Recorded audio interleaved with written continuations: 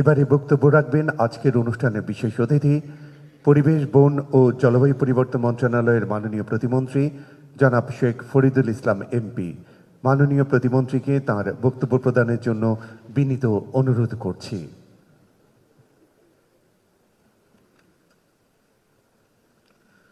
বিসমিল্লাহির রহমানির রহিম। আজকের অনুষ্ঠানের সম্মানিত প্রধান অতিথি, গণপ্রজাতন্ত্রী বাংলাদেশ সরকারের মাননীয় প্রধানমন্ত্রী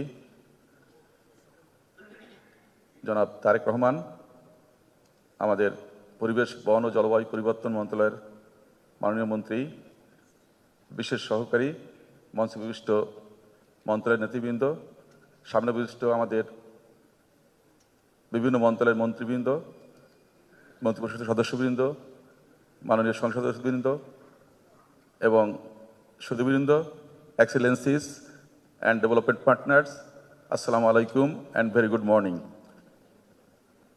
আমি ধন্যবাদ জানাচ্ছি প্রথমেই আমাদের মাননীয় প্রধানমন্ত্রীকে যে আজকের এই অনুষ্ঠানে আমাদের সাথে যোগ দেওয়ার জন্য এবং আমাদেরকে উৎসাহিত করার জন্য।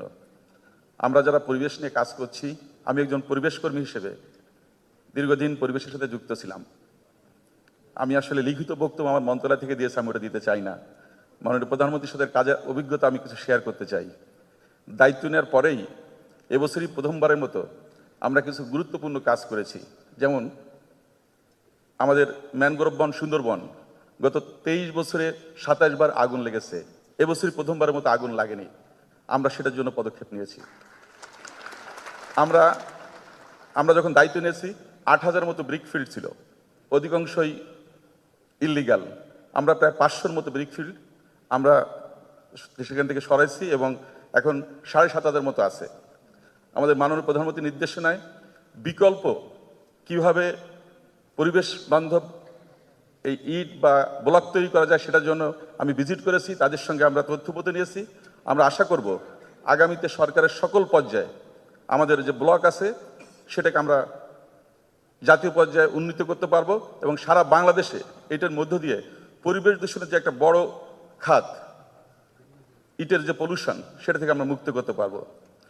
আমাদের মাননীয় প্রধানমন্ত্রীর নির্দেশনায় আমরা ইতিমধ্যেই জীববৈচিত্র্য সুরক্ষা করার জন্য আমাদের যে দখল হওয়া যে জায়গাগুলো আছে সেগুলো উদ্ধার করার জন্য আমরা প্রচেষ্টা চালাচ্ছি। ইতিমধ্যে উনি নির্দেশনা দিয়েছেন সোনাদিয়া দ্বীপ, চকরিয়া সহ আমাদের বড় বড় যে উপকূলীয় যে জনপদগুলো বিগত সরকারের দিনে দখল হয়েছে এবং লবণ চাষ সহ নানা পরিবেশ বিমুখী কর্মকাণ্ড করছে, সেগুলো থেকে উদ্ধার করে আমরা চেষ্টা করব সেখানে বনায়ন করার জন্য। এবছর বনায়ন করার জন্য আমরা সারা দেশ জুড়ে ম্যাপিং করেছি, পাহাড়, সমতল, উপকূল, সর্বত্র, এবং কৃষকের জন্য, ছাত্রছাত্রীদের জন্য সর্বত্র আমরা একটা ডিজাইন করেছি, তার আলোকে আমরা কাজ করছি। তো আমি মনে করি এই পরিবেশ দিবস অত্যন্ত গুরুত্বপূর্ণ, আমাদেরকে স্মরণ করিয়ে দেয় যে সারা পৃথিবীর যে পরিবেশের যে হুমকির মুখে, বিশেষ করে বাংলাদেশ যে জলবায়ু পরিবর্তনের যে নির্মোহ শিকারে পরিণত হচ্ছে, সেটা থেকে বেরিয়ে আসার জন্য সকলের সহযোগিতা অত্যন্ত জরুরি। বিশেষ করে উপকূলের মানুষ অত্যন্ত ঝুঁকিতে আছে। তাদের একদিকে খরা, জলোচ্ছ্বাস, ঘূর্ণিঝড়, আবার আমাদের উত্তরের দিকে আকস্মিক বন্যা, এগুলো আমাদের ক্ষতিগ্রস্ত করছে।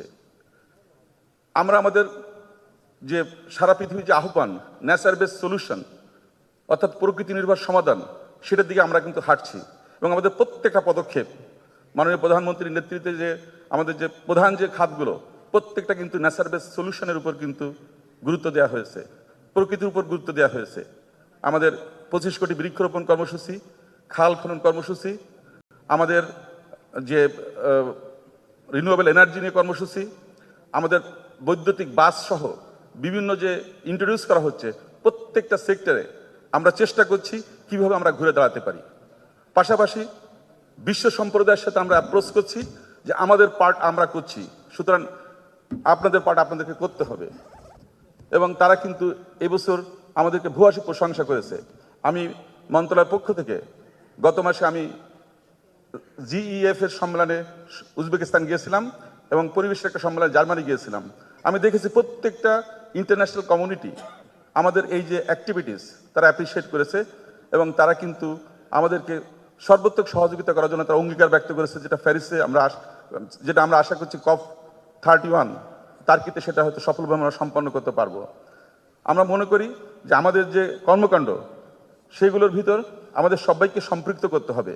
এখন অনেকেই আছে ক্ষুদ্র স্বার্থের জন্য এই মানব সৃষ্টি দুর্যোগগুলো আমাদের সমস্ত সমস্যার মূল কারণ। আমরা নিজেদের স্বার্থ বা বিগত দিনে দলীয় স্বার্থ, বিভিন্ন ধরনের স্বার্থের কারণে আমাদের প্রকৃতি কিন্তু অনেক বিপন্ন হয়েছে। আমি যখন স্কুলে পড়ি তখন শহীদ প্রেসিডেন্ট জিয়াউর রহমানের যে আহ্বান, সেই আহ্বানে খাল কাটার সুযোগ হয়েছিল আমার। তখন আমি ক্লাস 4-এ পড়ি। সে সময় আমি স্কুল থেকে আমাদেরকে নিয়ে গেছিল সেটা করার জন্য। ওনার সবুজ বিপ্লব কর্মসূচি, খাল খনন কর্মসূচি, রাস্তার দুই পাশে গাছ লাগানোর কর্মসূচি, নারীদেরকে স্বাবলম্বী করার কর্মসূচি এবং সারা দেশের মানুষকে সম্পৃক্ত কর্মসূচি অত্যন্ত মুগ্ধ করেছিল।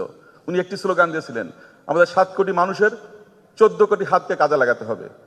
আমাদের মাননীয় প্রধানমন্ত্রীও ঠিক একইভাবে প্রতিনিয়ত আমাদেরকে দিক নির্দেশনা দিচ্ছেন। প্রতিদিন উনি আমাদেরকে ফোন করে জানাচ্ছেন যে এইখানে কেন সমস্যা হচ্ছে, এইখানে কেন এই বন্যপ্রাণী আক্রান্ত হচ্ছে, এখানে কেন আমাদের গাছ কাটা হচ্ছে, এখানে কেন পাহাড় ধ্বংস করা হচ্ছে। আমরাও চেষ্টা করছি প্রশাসনের সহযোগিতা নিয়ে সেগুলোকে সম্পন্ন করার জন্য। এবং আগামী দিনগুলোতে ওনার যে প্রত্যাশা বা উনি যেভাবে টার্গেটে আমাদের কাজ করছেন, সর্বোপরি সারা দেশের মানুষের যে প্রত্যাশা সেটা পূরণ করার জন্য আমরা কাজ করব। আমরা বলেছিলাম আমরা মানুষের প্রত্যাশা পূরণের রাজনীতি করব। আমি মনে করি মানুষের বা আগামী প্রজন্মের জন্য আমাদের এই জায়গাটা খুবই গুরুত্বের সঙ্গে দেখতে হবে। আমাদের মন্ত্রণালয়ের 3টে শাখা আছে, বন, পরিবেশ এবং জলবায়ু পরিবর্তন।